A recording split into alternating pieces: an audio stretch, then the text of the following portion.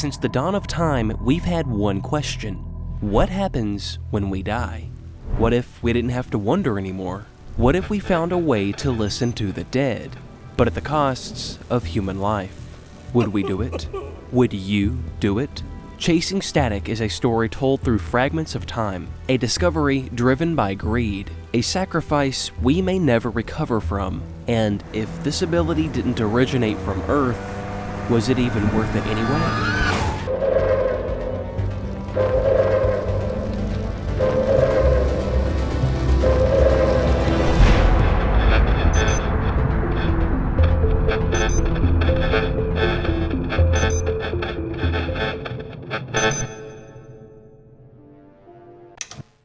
Our screen fades into a rather somber scene as church bells echo in the distance.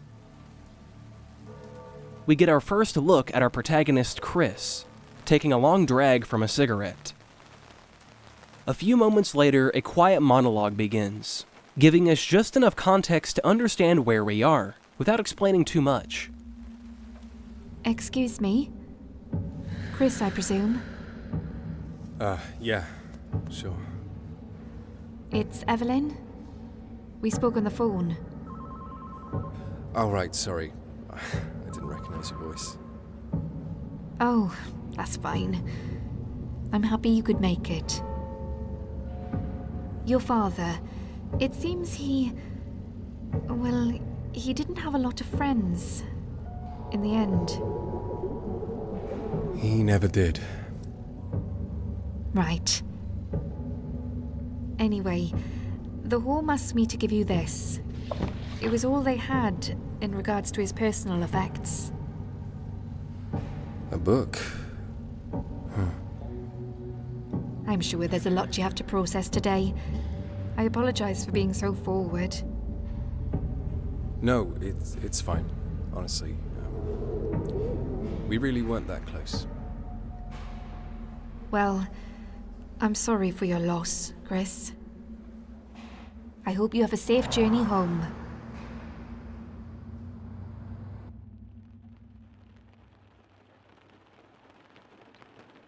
Regaining control, we find ourselves sitting in a car at night, rain pattering against the windshield. Glancing over at the passenger seat, we spot the notebook. Opening it triggers another cutscene. To whom it may concern. This time, our father's voice reading from the journal as we drive.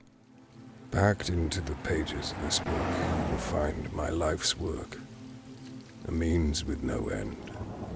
A fruitless garden.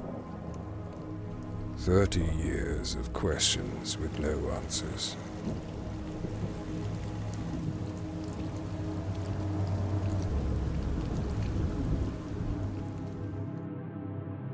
Much like my own hollow ambitions, some things never come to fruition. I only hope that these tattered pages may serve to prove that we are more than ourselves, and that our perception of reality is merely a veil over our own ideals and hunger to understand this world. I have many regrets. The Institute is not one of them. Throughout Chasing Static, the game rarely tells you what the next step is. Instead, it leaves that decision entirely up to the player. So taking that in stride, the choice I make here is to grab a sip of coffee. Much better. Now, to actually progress the game and not sit here for 5 minutes like a fucking moron waiting for another cutscene, what you'll want to do is open our glove box. Inside, we find a mobile phone and a road map, with our only option being to take the map. As the scene shifts, we get a good look at a road sign welcoming us to a town called Hearth. But then, we'll hear an eruption of static. And the road sign looks decades older, with a police car and roadblocks blocking the highway, making it immediately clear that something is very wrong.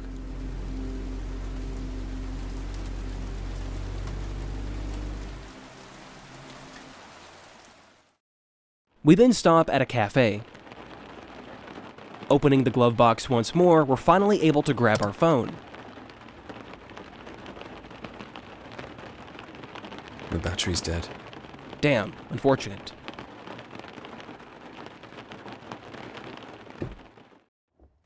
When we arrived, you may have noticed there weren't any other cars parked outside. But funnily enough, we'll spot a bicycle leaned up against a bench. Next to the porch is a sign. $2.99 is pretty cheap for a fry-up. Yeah, that is really cheap.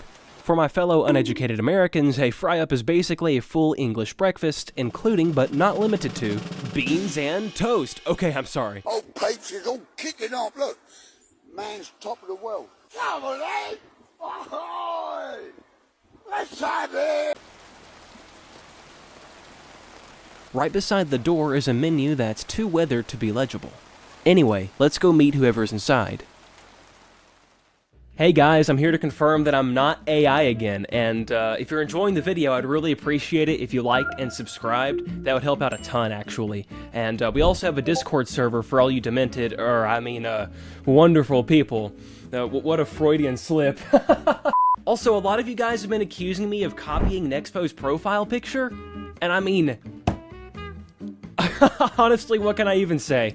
Yeah, I pretty much ripped that shit. You know, I even copied the, luscious beard I'm growing out here. Nah, jokes aside, once I made my banner, I knew that my profile picture had to have red in it, you know, so that way they'd both match. And I was like, well, his profile picture looks pretty nice. So I, borrowed some elements, as you can see. But I'll probably end up changing it. I don't want people thinking that I'm a fanboy or a stan or anything like that. I mean, I don't know, what do you guys think? Should I leave it or should I change it?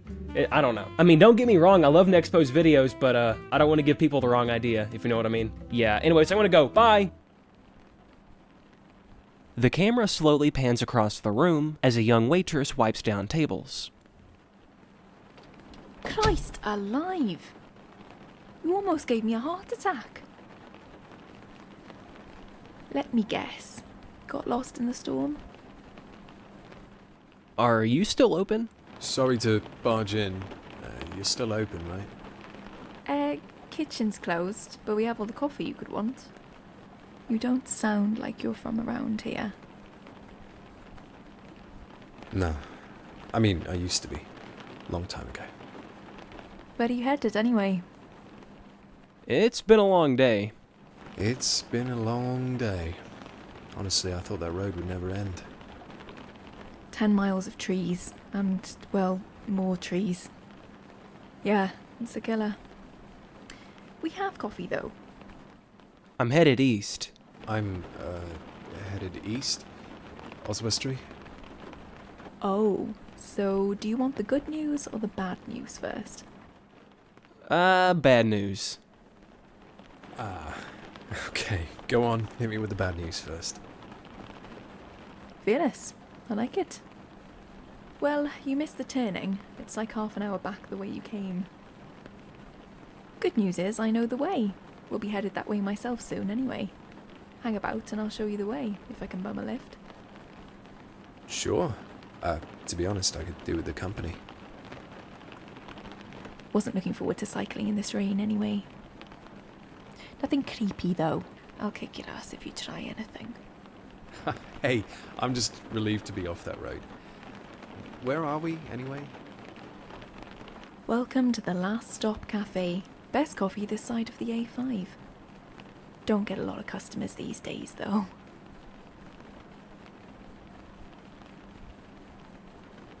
Oh yeah, help yourself to coffee. I'll be done in 5. We find our way to the coffee machine and start a pot. So I never caught your name. Oh, it's Chris. Chris. Right. Nice and simple. Yeah. It was my dad's name. My grandfather, too. My parents weren't exactly ones to break tradition. Well, it's nice to meet you, Chris. I'm Anera. I used to know someone called Anera. It means winter, right? Close. Winter is Giaf. Anera translates to snow. Oh, my Welsh is a little rusty. Hey, I'm impressed. Most English folk can't even read the road signs. Well, neither can I, apparently. So what brings you to this neck of the woods? Well,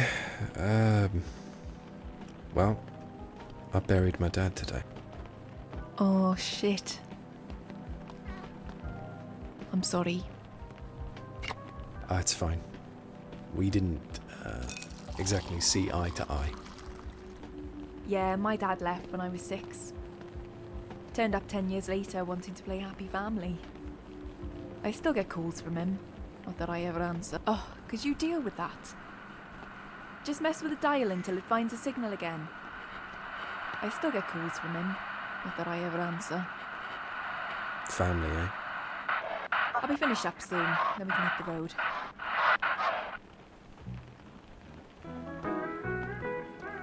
While we were talking to Anira, you may have noticed the strange pictures hanging on the wall, namely the 50s-styled advertisement and the old black and white photo of the store owners. On its own, that's not especially strange. You know, you see that stuff all the time in small rural diners. But when you pair it with the absurdly cheap prices listed outside, it does start to raise some questions. Suddenly, the electric goes out.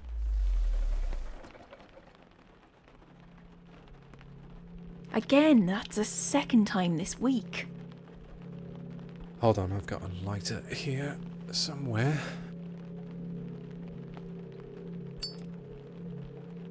See, this is why I love smokers. You wouldn't mind taking a look, would you?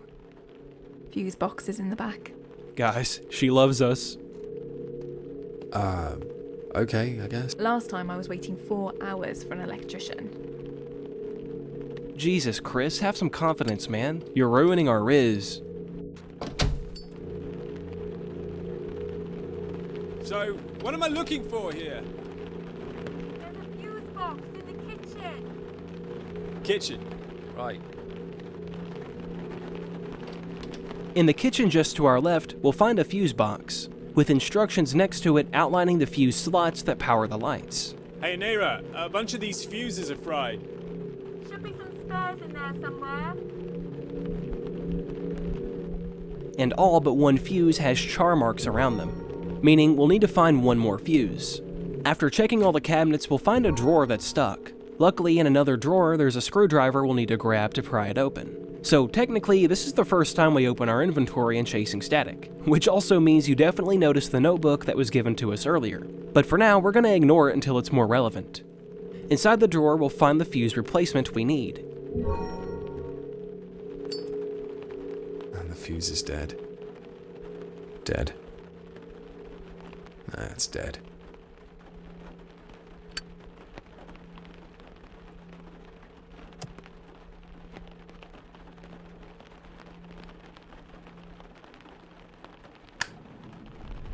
Hey, no need to thank me or anything.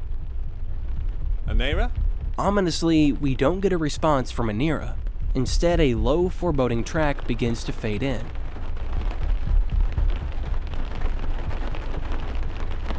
When we return to the door and open it, something is waiting on the other side.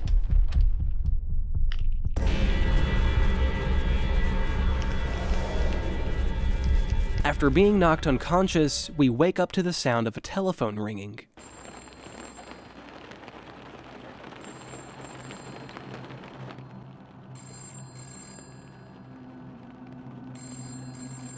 As our vision clears, it becomes obvious that the cafe has been completely trashed. Furniture overturned, walls deteriorating, like it's been abandoned for years, maybe even decades. And Anira is nowhere to be found. So how long were we out, and what the hell just happened? What was that thing that attacked her?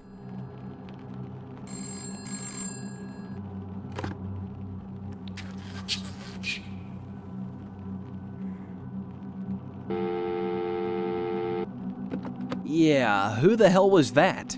And you're probably thinking, wait, there wasn't a phone here before? And you'd be right, there wasn't. But as we start looking around, it becomes clear that a lot of things in this cafe weren't here earlier either. Most notably, these large speakers hooked up to a strange device with 2 antennas. Chris even points out a cassette player. Some sort of tape player.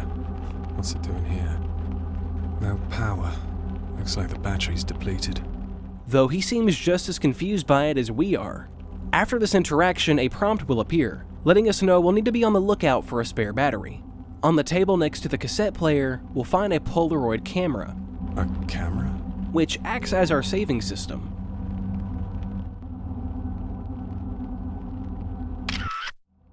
But now, let's talk about the obvious question here. If a significant amount of time really passed, what does that mean for the outside world? Well, there's only one way to find out.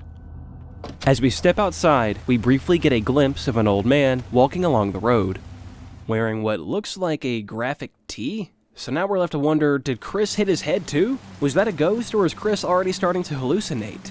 To break the fourth wall a bit and keep the video more concise, I'm actually going to show you what this man really looks like using FreeCam. Upon closer inspection, we'll learn that this was in fact not an old man, but an injured person with their face completely bandaged and his shirt soaked in blood.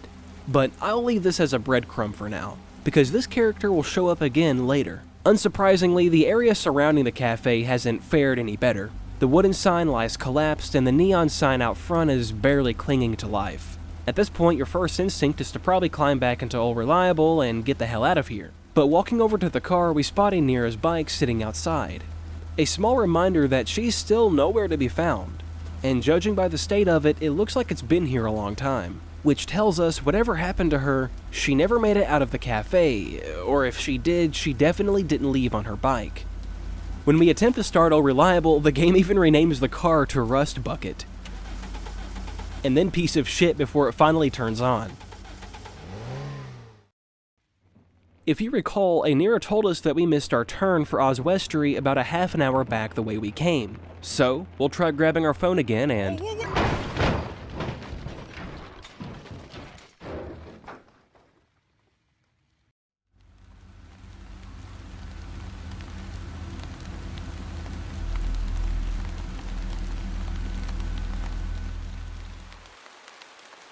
Now, when we look back at our car, it says, "Lucky to be alive." But where did we wreck exactly? From here, we've got two paths. The trail to our right actually leads us back to the cafe, so we're gonna ignore that for now since we'll be coming back later anyway. The trail to our left is the one that actually progresses the game. Following it takes us toward a large lake. And on the way, we pass this board nailed to a tree. Strangely, the game doesn't prompt us with anything, which is kinda weird. Once we reach the lake, we can spot a boat dock a little ways off. To get to it, we'll need to loop around this hill. But before we do that, let's actually stop for a second and look at our father's journal. It'll somewhat explain a few things and also lay some important groundwork for things we're about to see. Plus, I kinda want to space it out so I'm not just reading 5 minutes straight of a journal. The first day. I remember the first day like it was only yesterday. So full of ambition and wonder, the opportunity to work on something truly life-changing. We were grouped into 3 research teams. I took charge of Field Team 1, my associate Dr. Williams handled Field Team 2. The third team were based in the facility with Dr. Kuznetsov at the helm. There was an air of apprehension about the site's grounds, a feeling of helplessness in the face of the unknown, but we were people of science, specialists in our field. And it just so happened that field was one of sodden marshland in northern Wales. Precautions were in place, appropriate fail-safe measures established, and for all intents and purposes, we were safe, for now. Shelter. The concrete hive's ambition. A bittersweet turnaround for the town's last vestige, should the war turn sour. Rooted under the lands like a great oak, the bunker sprawled across the containment zone. We kept the door ajar for the first few weeks. The overbearing stench of fresh masonry paint did no favors for the already dank corridors and stagnant air. The perfect halfway house between affected sites. Some of the world's greatest scientific minds were here now, confined to the steel desks in a tomb of cinder. We haven't seen a bunker yet, but affected sites? That sounds like something went wrong. And chances are it's connected to whatever happened back at the cafe. On our way around the hill, we'll find an opened vault door. Presumably the bunker mentioned in the journal. Off to the right, there's also a pile of trash intersecting a fence that's been completely busted through. Approaching the vault triggers another hazy cutscene showing someone in a hazmat suit crawling away. Then the vault door slams shut. And even the trash pile disappeared entirely. At this point, you're probably thinking the same thing I was. Whatever attacked Chris earlier infected us, or is somehow giving us the ability to see these visions. But here's the thing, we actually experienced our first visions before we ever reached the cafe. So the real question becomes, how and why is Chris seeing these visions at all? And are we witnessing the past or the future? Or maybe both? Coming closer to the vault door, we get a prompt. There's a hexagonal fixture in the center of the door mechanism. So clearly the handle is missing. Conveniently, the trash pile that was blocking the path has vanished, meaning we can go that way now. Wait, hold on. What's that? Neon green mushrooms? This is a little unrelated, but if you've ever played a Fallout game, you've probably seen mushrooms that look eerily similar, which makes me think of radiation. Maybe that explains the yellow barrels we saw earlier in the trash pile? Maybe they had radioactive material in them and whatever's leaking out is causing this. But that theory is super leading, and we might already be getting ahead of ourselves. Because if that's true, then it basically explains what this vault is for. There's something radioactive inside it. Are they making bombs down there? Well, let's rein it in for a second because there might be another explanation. Maybe. Glowing mushrooms aren't actually just in fantasy games or post-apocalyptic games. They are real fungi that naturally emit light without having to be radioactive. They're called bioluminescent mushrooms. They look and work very similarly to fireflies, through a process called bioluminescence, where two chemicals react causing... Actually, let's skip all that, I'm not really qualified anyway. The point is, these mushrooms might be natural. However, given that they're trailing along the ground away from the vault, leads one to believe something unnatural is taking place down in the bunker. It's as if spores were dropped when someone was walking or crawling. Not too far along, the mushrooms will lead us to a deteriorating, abandoned cabin, with a green light spilling from the doorway.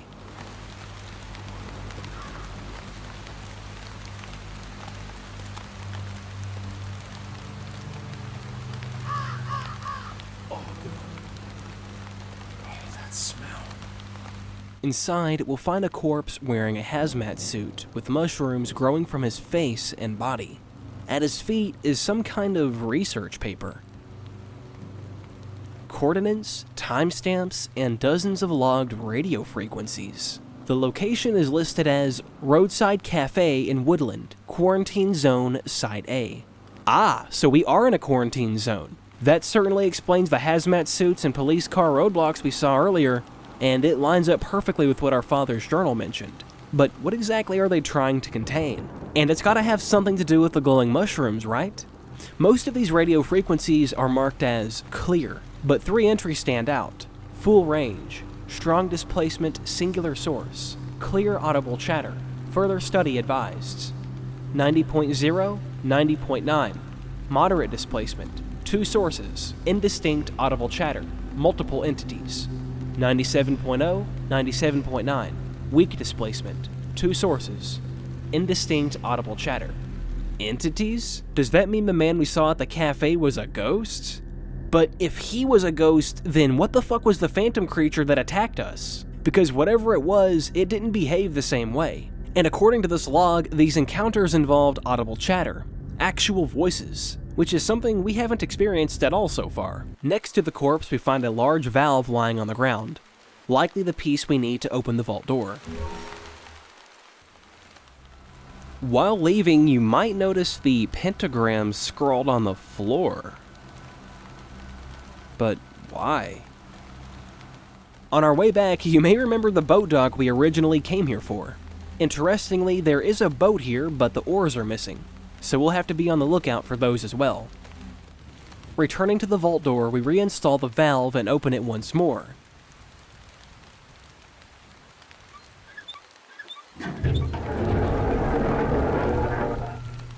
Now, we finally enter.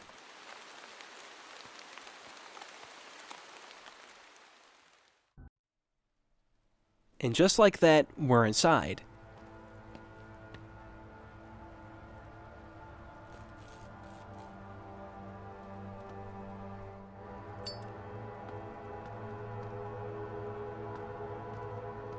The first thing you might notice are the heavily faded, color-coded guidance lines running along the walls.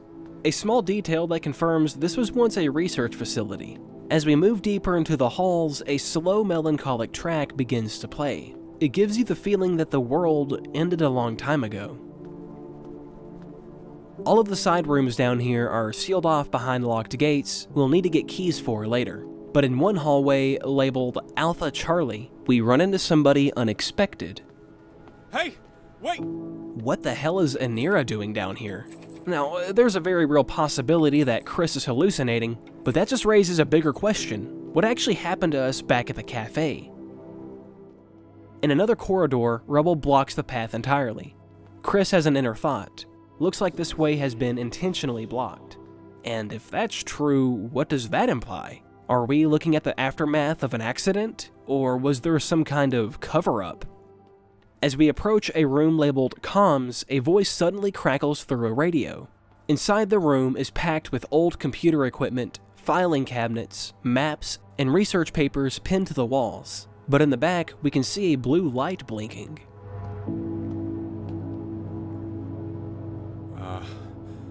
Hello? Oh, God, am I happy to hear your voice. I thought you guys had left me here for dead. Does this mean you got the all clear? I can leave. Who is this? I'm lost. I really need help. Wait. You're not from the cleanup team? Fuck. Look, I was in the cafe and there was this thing. It attacked us. I just want to get out of here, please. Send help. Okay, take a minute. Tell me exactly what you saw. I don't know. It was dark, like some kind of nightmare. Feels like I'm dreaming. Hey, it's going to be all right. What's your name? It's Chris, but... Okay, Chris. I'm Helen. You need to listen to me. We're in a bit of trouble here. Something bad has happened. You're going to have to trust me. I need you to do something for me. I'm from a team of researchers. Whatever you saw in the cafe, it's not real, okay? But for us to leave this place, we're going to have to work together. Have you ever experienced sleep paralysis? Sure. When I was a kid, it would scare the shit out of me. Think of it like that. And your bed spans several miles. The things you see here, no matter how real they may seem, they're just broken memories. Figments of your imagination latched onto something real. Look, I'm just trying to find my way home. The only way you or I are getting out of here is if you do exactly as I say. I'm sorry, Chris, but we're in this together, whether you like it or not. Okay, fine. So what do I do? There are 3 sites, each with a device engineered to secure and contain the surrounding area. Several days ago, these devices failed. Simultaneously, each site was disconnected from the array. You're going to have to manually reboot the simulcast devices to re-link the array. Honestly, I struggle with the VCR. I'm not exactly qualified. Think of this as more of a hi-fi. Just hit the power and press the big green button. It's that simple. Okay, and how will I know where these things are? Each link has a failsafe signal for that exact reason. Easily tracked with the displacement device. But there should be one there in the orchard. And there really is no other option? I wish there was.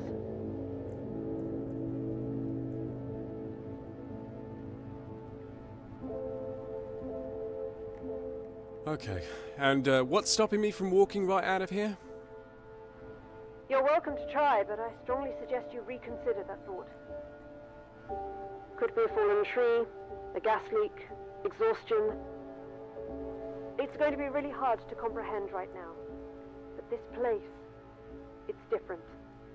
It has an agenda. If you're here for a reason, and it's not going to let you leave until it's had its way. How the hell does a field in the middle of nowhere have an agenda? It's better if you don't think about it, honestly. Just focus on getting those sites contained.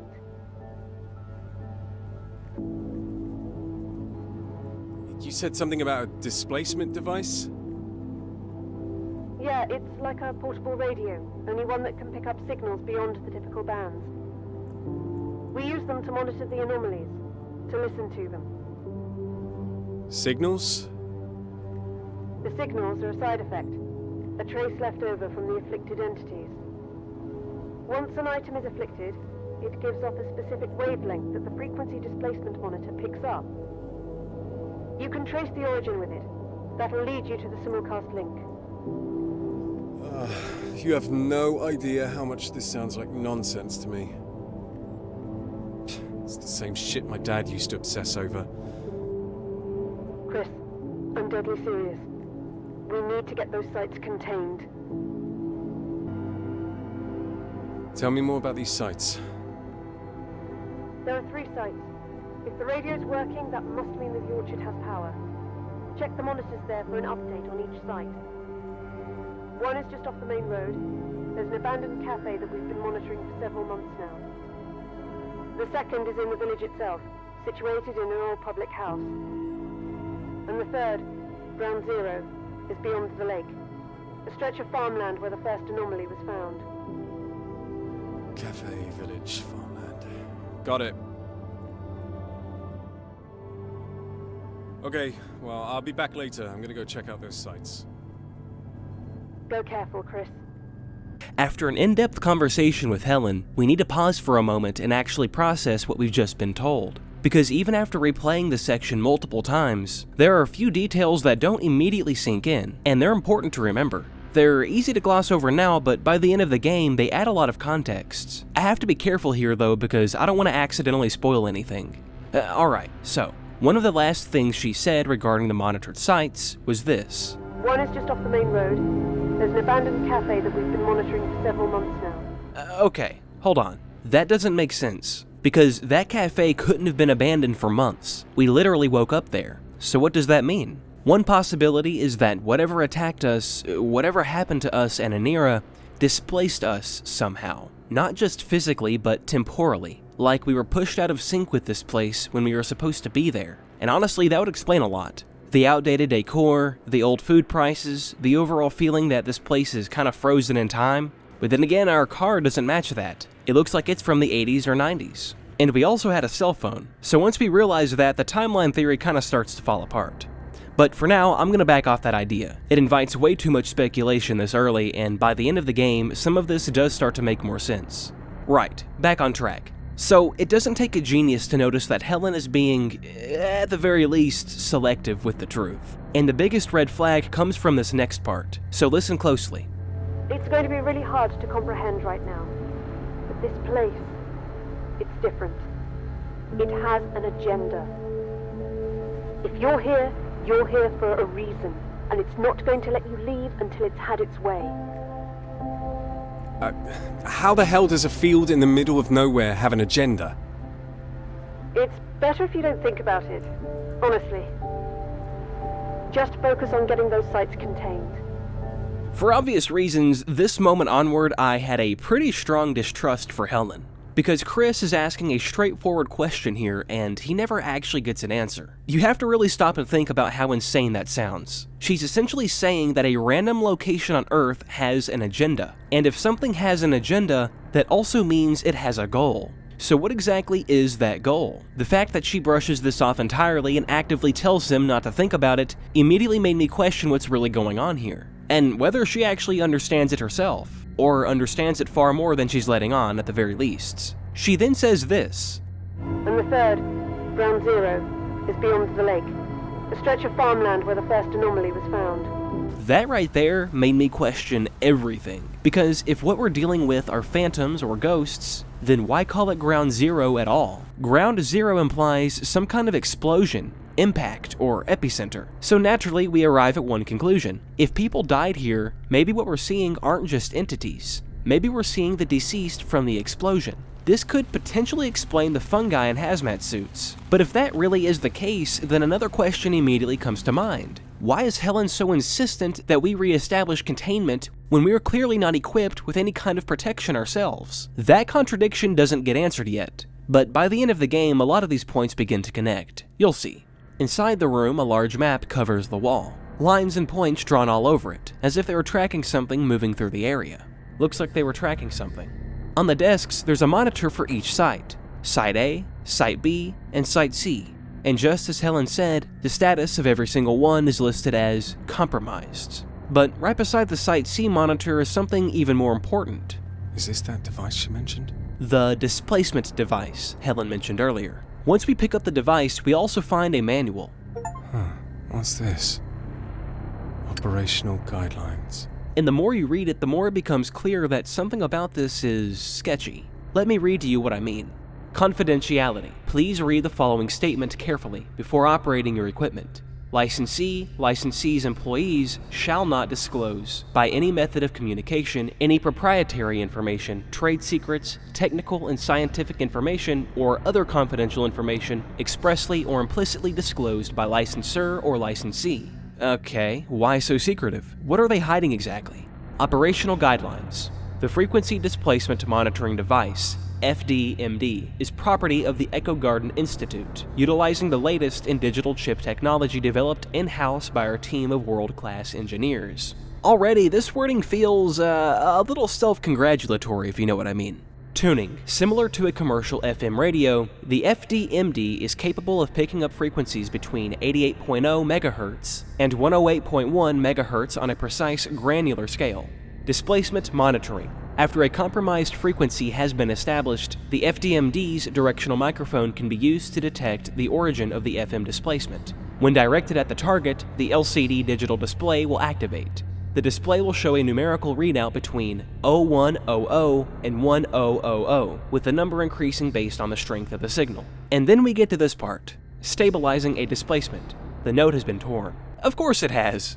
So even after reading all this, we still don't know exactly what a displacement is, or how you're supposed to deal with one, which raises an obvious question. Is the Echo Garden Institute deliberately hiding something? At the beginning, our father said that the Institute is something that he never regretted, so he must have been talking about Echo Garden. And there's another detail here that's easy to overlook. This device isn't detecting something on the FM band. It's detecting something that's distorting the FM band itself.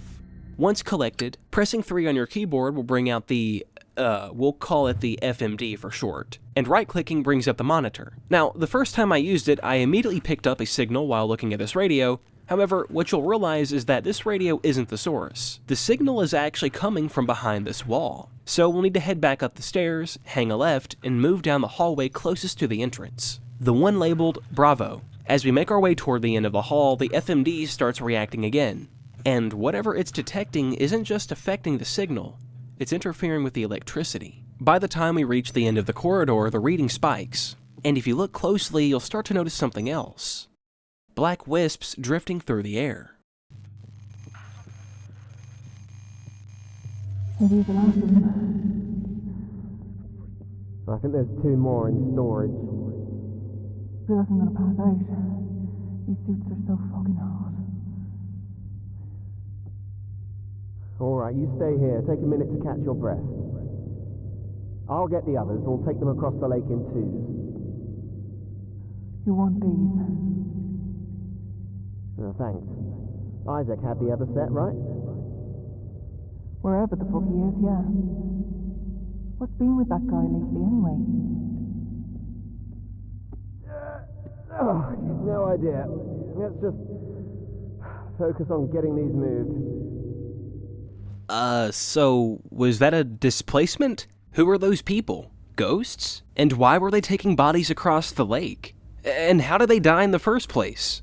Now, later in the game, you'll learn that these ghostly encounters are actually referred to as echoes. So, for simplicity's sake, that's what I'll call them from here on out. And of course, me saying that pretty much already confirms that they're actually ghosts, but anyway, just bear with me here. Once the echoes fade, a few things stand out. More green mushrooms suddenly appear, and now there are boat oars here, which is strange because they definitely weren't here before. And this isn't the first time that's happened. The exact same thing happened after seeing the echo of that person crawling, because that pile of garbage disappeared. But that actually makes you wonder, why exactly do we need the FMD if we've already been seeing echoes without it? Maybe it's just more accurate at detecting them or something? But you have to wonder, are these objects manifestations of Chris's potential hallucinations? Or are they physical remnants being left behind by these echoes? Either way, on the bright side, at least we got the oars now. They'll let us cross the lake and reach what Helen called Ground Zero. Oh, and a note spawned too. What the hell was going on down here? To whom it may concern, our efforts to contain Site C, although extensive, have been grossly unsuccessful. I fear it is only a matter of time before the remaining sites are compromised. After what feels like months of research, we are no closer to understanding this place. Time is a concept I am no longer familiar with. I have yet to see the sun rise. It is with my deepest regrets that I must call an end to our research, for I fear for my colleagues' well-being. To minimize the chance of infection spreading, those who will not be returning with us have been laid to rest beyond the lake. Our thoughts are with their families and loved ones. Dr. Nicholas Strawbridge. Well, so far, this is the first crumb of information that's genuinely significant. For starters, we get direct confirmation that there's an infection spreading. But let's read a passage from our father's journal. I was saving it just for this spot. Laid to rest. It wasn't long before the first incident. My heart hangs heavy for those we have lost. There's something about this place that weighs on you, a creeping sense of dread slowly bleeding into despair. Several days after the second incident, fresh boxes of supplies arrived. It seemed the Institute had realized something was amiss. The water was somewhat sweeter than before. We thought nothing of it, of course. We were naive. I know the supplies are laced with lithium, just enough to take the edge off, but not to cloud our judgment. Should I tell them? Is that responsible? It's been 2 weeks since the last incident. Maybe this is for the best. So now, we're left with a pretty disturbing implication. Whatever this fungus is, it didn't just affect people directly. It seems to have made its way into the water supply. Something else to keep in mind from the note is that apparently people were laid to rest beyond the lake, which means there's a gravesite somewhere out there. But anyway, let's collect the boat oars and head back toward the dock. Although it's kind of weird that there's mushrooms right next to the oars. It kind of makes you wonder if whoever placed them here was infected. As we head back outside, we'll notice something scattered across the ground. Burnt pages, dropped as if someone was in a hurry and didn't realize they were leaving them behind. They trail away from the boat dock, so for now, the boat will have to wait. Following the charred pages, we soon notice a deep red glow in the distance, and then we see it. Someone hanging from a tree. That same tree we passed earlier with the wooden board nailed into it. As we get closer, the reality of the situation sets in. This poor guy has been severed in two, with his torso nailed directly to the trunk, and by his feet lies a flashlight. Along with a burnt note that reads, Site B, Observational Report, Day 16, Thursday, 24th of September, 1992.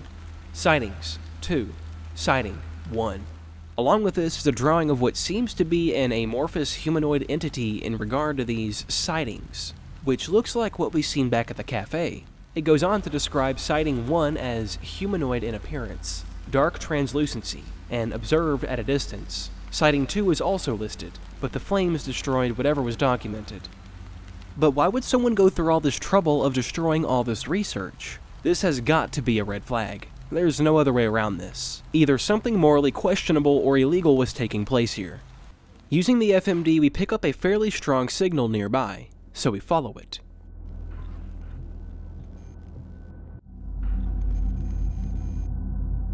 Why? Why are you doing this?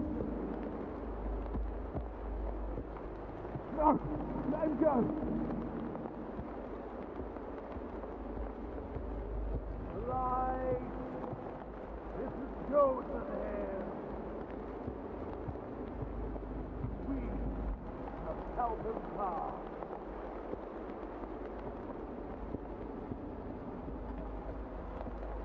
Please! What the fuck was that? Was that person sacrificed? What did he mean by the light has chosen him? That sounded like some kind of ritualistic innuendo.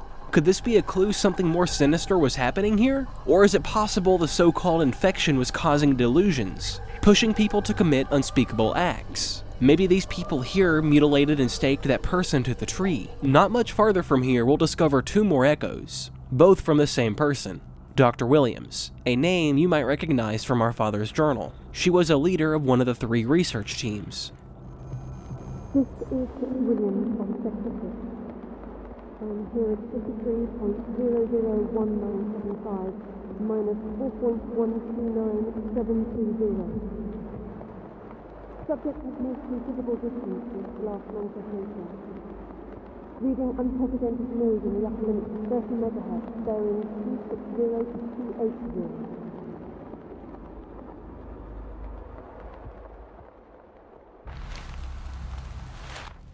And a little further ahead, right before the next echo, we'll stumble into some kind of, strange device.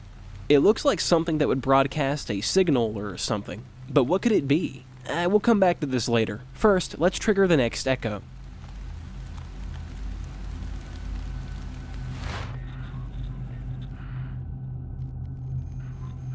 We lost sight of the echo. It's like it's toying with us. I've been going round in circles. At least, I think so. The signal keeps moving, like my presence is disturbing it. Sasha wasn't at the meeting point. The orchard's still empty, and it should have been my handover 6 hours ago. Oh, and on top of that, comms are still on. It's been 8 hours now. Now, in my first playthrough when I saw these 2 echoes, I thought Dr. Williams was actually the severed corpse we saw a while ago, because that's the exact direction she was going. But there just isn't enough evidence to back that theory up. But it's a chilling thought. Before we move on, it's worth pointing out that we've basically made a full loop around this area, and somehow ended up right back near the car. But since we're already here, we might as well swing back into the cafe and see if our FMD picks up any new echoes. Maybe we'll even run into that, creature, or ghost, whatever you want to call it. After only a few minutes of searching, we'll learn pretty quickly that nothing's changed. There aren't any nearby echoes, and the place feels just as empty as before. Even the cassette player that needed a battery is still here. That is, until we interact with the telephone.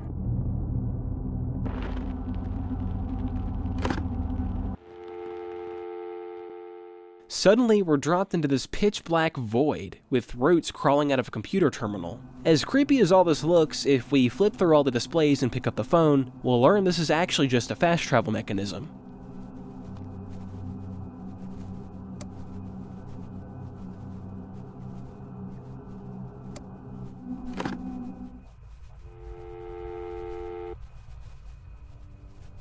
Of course, this is for player convenience, but the real question is Chris actually seeing this?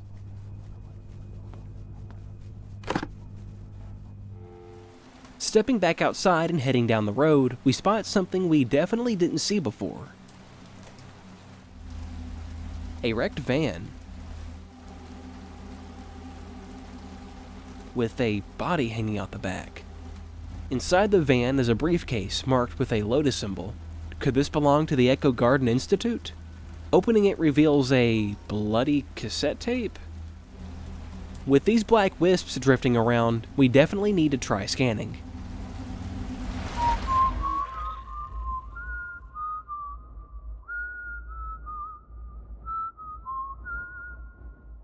How are you so calm? This is serious, like really fucking serious. Downtime at this scale with all 3 sites compromised. Damn it, which one was it? We're looking at irreversible damage, that's all I'm saying. I just don't get it. How does each site go down within minutes of one another? The chances of simultaneous system failure are so... Are you even listening? Do you hear it? They're calling us. Sam! They don't like us here. They want it back. What the hell are you talking about? Come on, help me find the tape. So this dead person is actually that woman? The body is right where she was standing. But where did Sam go? And what was wrong with him? There's another interesting detail here. She mentioned that all the sites went down at the same time. That's incredibly suspicious. A failure like that doesn't just happen, not across multiple locations within minutes of each other. It kinda sounds like a coordinated attack. Come to think of it, Helen never mentioned any cassette tapes directly, but she did confirm that the cafe was one of the site locations, which could only mean Sam and the woman were out here to reboot the simulcast devices and relink the array, as Helen put it. In other words, if we can find a battery and get this tape running, the site should be contained again. But until then, we've still got more ground to cover. So let's head back to that boat. Actually, scratch that, we'll use the fast travel system to speed things up a little bit.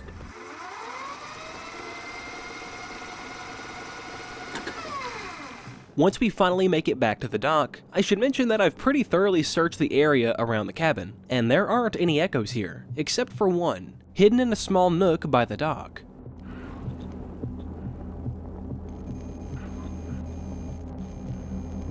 Like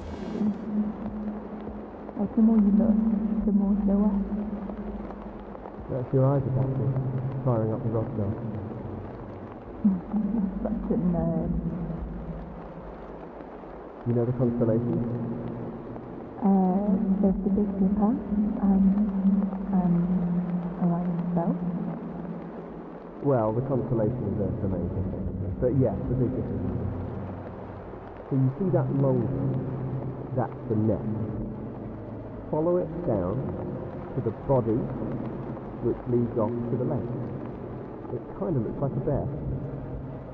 The Great Bear. I wonder, you think it's always been there? Looks more like a giraffe to me. Most of the names come from Greece, named after gods and goddesses. And bears? Yes, animals too. Nice, yeah. I'm really happy you came. Me too. I'm not going to explain this echo just yet, but keep it in mind because it becomes very important later on. And the reason I'm holding back here is because the game is already foreshadowing something most players never realize on their first playthrough. The good news is there's one last echo waiting to be found, right here on the dock. And there's a very specific detail most people probably missed here as well. What one? Hey, do you hear that? Just guess in the boat. It could be.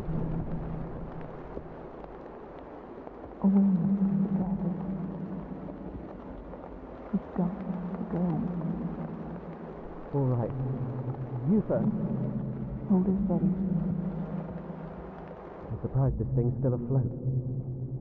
Whatever happened to these two, it clearly wasn't good. You can hear it in her voice. She sounds defeated. And naturally, that raises the question, what happened to them out here? This echo actually confused me at first, but after a few playthroughs, I noticed something. There's a body inside the boat, which entirely changes the way we view this echo. This can only mean they were transporting a body beyond the lake, as the note from earlier put it.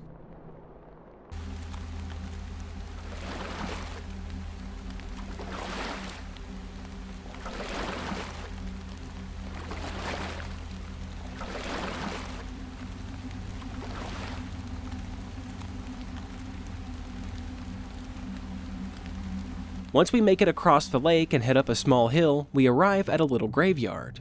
And lying nearby is a body. Presumably, this is one of the people we just saw in the echo.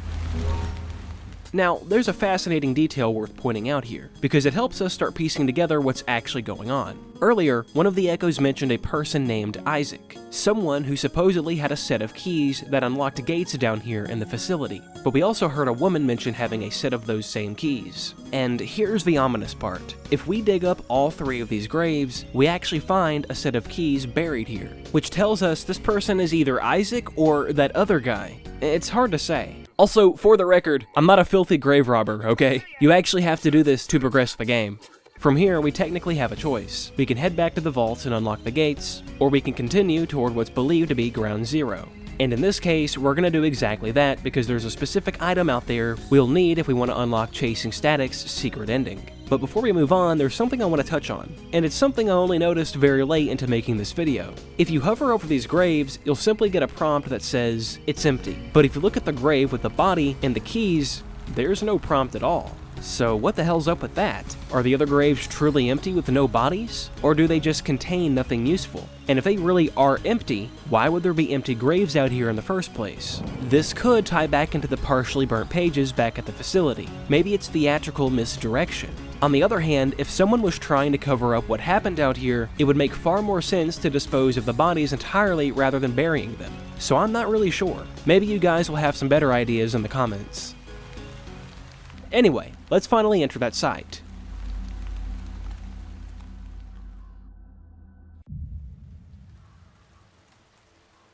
Almost immediately, we're met with another one of those beacon-looking things, and right in front of it, a large, fenced-off, hill? What the fuck is that? So this is Ground Zero, huh? A crater with mushrooms growing in it? But there's something else too. At first glance, it looks like tree roots. The texture is identical to whatever's growing under the mushrooms themselves. Over in the corner of the chain link fence, right next to one of the beacons, we find a research log written by Dr. Williams, which confirms she at least made it this far, and she probably wasn't the one staked to the tree after all. This log is very similar to the one we found back at the cabin, informing us that we're in a quarantine zone and listing an array of radio frequencies, focusing on the ones with the strongest displacements. Unfortunately, it doesn't say anything about the crater though. Was it from a bomb or something else? Let's see if we can learn anything from our journal. Site C, Ground Zero. The crater itself was some 18 feet wide, but the taint spread beyond it. Withered skeletons of dead trees surrounded the scar, a stark contrast to the dense woodland that littered the rest of the containment zone. The celestial substance had been moved, of course, long since secured in a facility and shrouded in concrete. However, this site remains tainted, a constant reminder of cause and effect. I fear Dr. Baines might be right. It seems the anomalies are growing. So it's a meteorite, but there wasn't a meteorite down in the facility, unless if it was through one of those gates. But surely it'd be behind a more reinforced door than that. The fact that this crater was caused by a meteor and not some kind of bomb is actually more terrifying if you think about it, because that means the mushrooms are of cosmic origin too. The fungal growth we're seeing everywhere isn't completely out of the realm of possibility either. Fungal spores are some of the most resilient forms of life on Earth. Some can survive radiation, and as I talked about in my last video, extreme cold, and even the vacuum of space. In fact, some scientists have suggested that spores could theoretically hitch a ride on cosmic debris. What makes this interesting, albeit scary to think about, is that something like this could happen in real life in the blink of an eye. To give a somewhat known example, in 1908, an object exploded above Siberia, flattening millions of trees across hundreds of square miles, leaving behind a scarred wasteland that didn't behave like a normal impact. Meteors were already a well-understood phenomenon, but what happened in Siberia was very strange, because there wasn't a crater. Today, this is known as the Tunguska event. It's widely regarded as the largest meteoric impact that's been recorded in modern times. It's believed to have been an airburst, where a meteor or comet detonates in the atmosphere before ever reaching the ground. Now, just think about it. The Earth is bombarded by thousands of meteorites every year, so technically there's an extremely tiny chance that new life forms could arrive here with each impact. And if a new fungal species were introduced to our planet, there's a small but real possibility it could be harmful to humans in all kinds of ways. So when we look at Site C, a meteorite followed by aggressive anomalous fungal growth, it isn't pure science fiction. And maybe, just maybe, that's what's causing this illness to spread. The spores from the mushrooms. But of course, that means we're infected too. Now, naturally your first instinct here is to probably scan the area with the FMD for any echoes. Interestingly, there are none. It's only when we edge closer to this tent that we'll then start picking up signals.